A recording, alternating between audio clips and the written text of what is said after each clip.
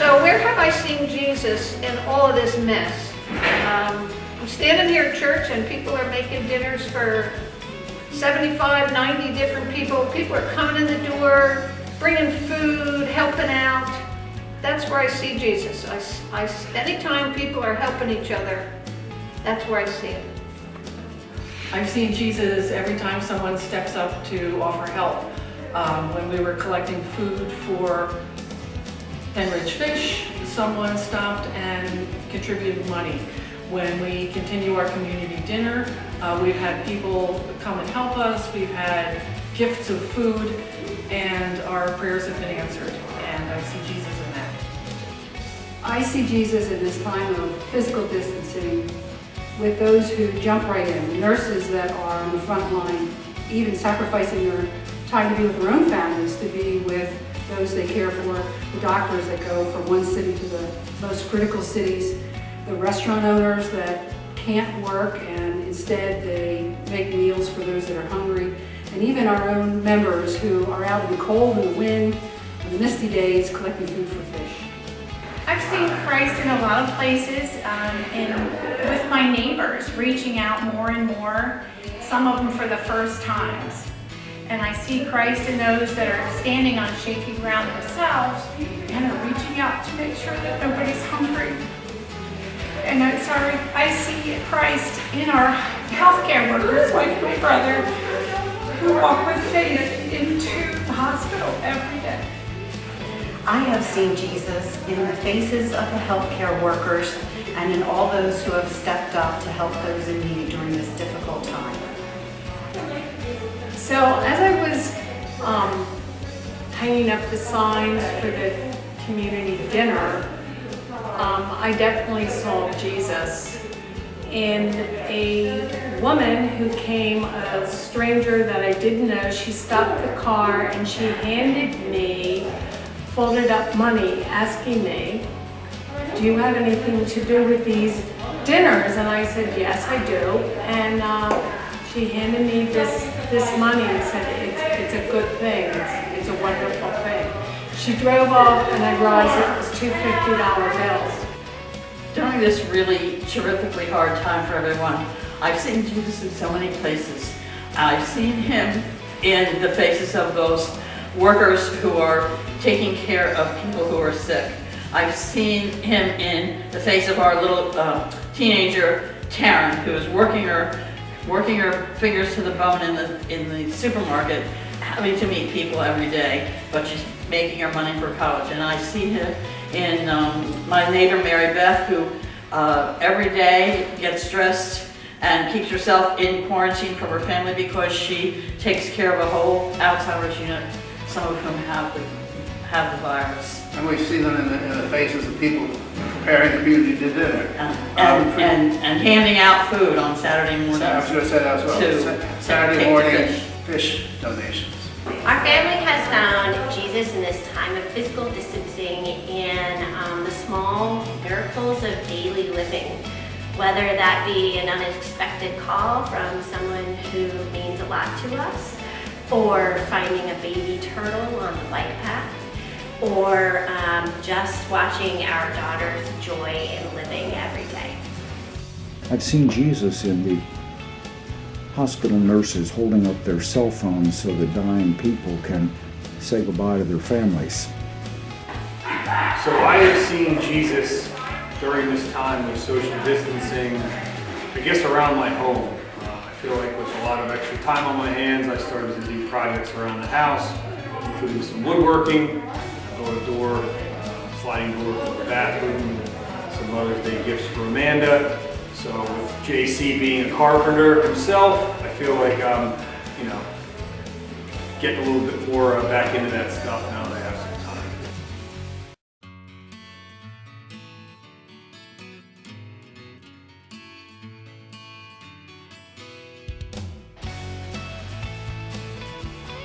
So the key word in the second question is hope. In the book of Job, Job asked the question, so many bad things happen to him, one after the other after the other, and he asked the question, where then is my hope?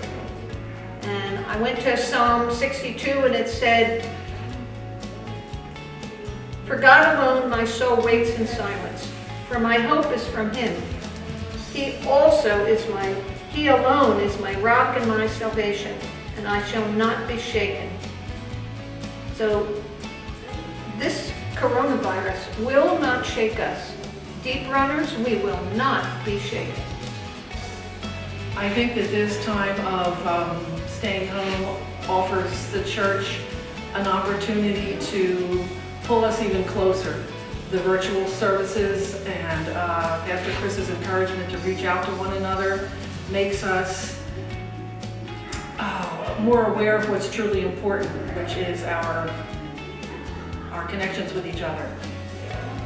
I think this time of using virtual worship is showing us that using video in worship service is not as scary as we thought it was, and that it really can enhance Pastor Chris's messages, and it really can open us up to a whole new generation of churchgoers that could hear Jesus' message.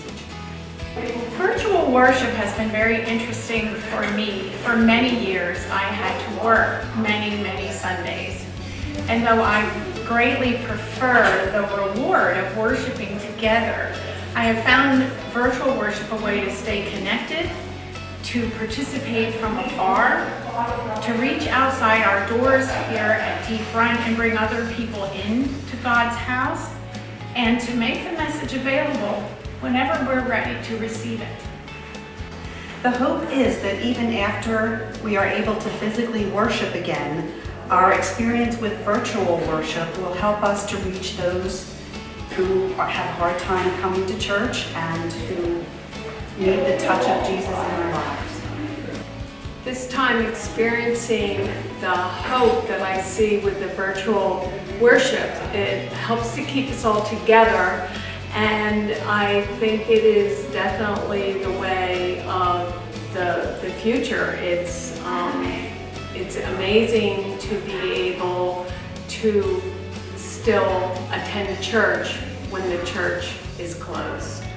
Well, I think it's giving us the expertise to do this for now and the future.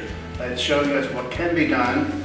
It's showing the congregation the possibilities that when they tune in or when they log in for worship services, it's giving us the knowledge of what we need, what equipment we need. And when we purchase new and better stuff for that kind of worship, we will know what we need and we know how to get it. Anytime we can step outside of our comfort zone forces us to grow. Right now, I think our church is growing really quickly, and that gives us hope for the future. Are we growing in numbers? Maybe, but we certainly are growing in how we think about things, how we reach out to each other, how we blend together different sounds and images and pictures in our worship, and also how we think of creative ways to reach out to our community.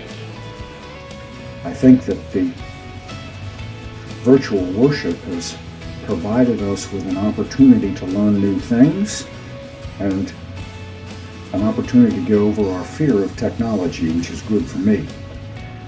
The hope that I find during this virtual worship that we've been going through for the church is that this church can get through anything. I think this is nothing but a speed bump.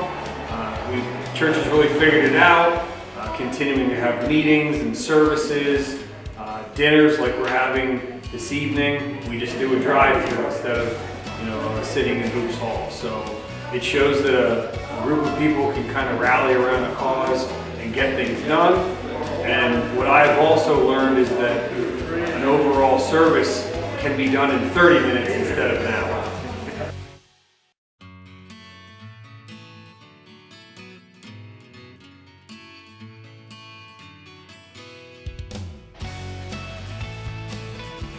Well, the most important thing to me right now is, I say it every day in my prayers, Philippians 4:13. I can do all things through Christ who strengthens me. And I started to say that a number of years ago when I was struggling with a few things, and I've been saying it every single night since. I can do all things through Christ who strengthens me. I think that the most important message that Jesus has for the church right now, and I'm going to steal this from Pastor Chris's sermon on Sunday, is to love one another. That's the most important thing to me this time and in every time. I think the most important message that Jesus has for us right now is the message of I am in you and you are in me, and that we can show our love to others. He will be with us whenever we do that, and He is with us always to comfort us. I think Christ's most important message to me right now is, though I walk through the valley of the darkness of death, I never walk alone. The most important message that Jesus has for our church is to continue His work through love. I feel Jesus' message that I have been hearing loud and clear is just love one another, care for each other, and stay close but still physically distant.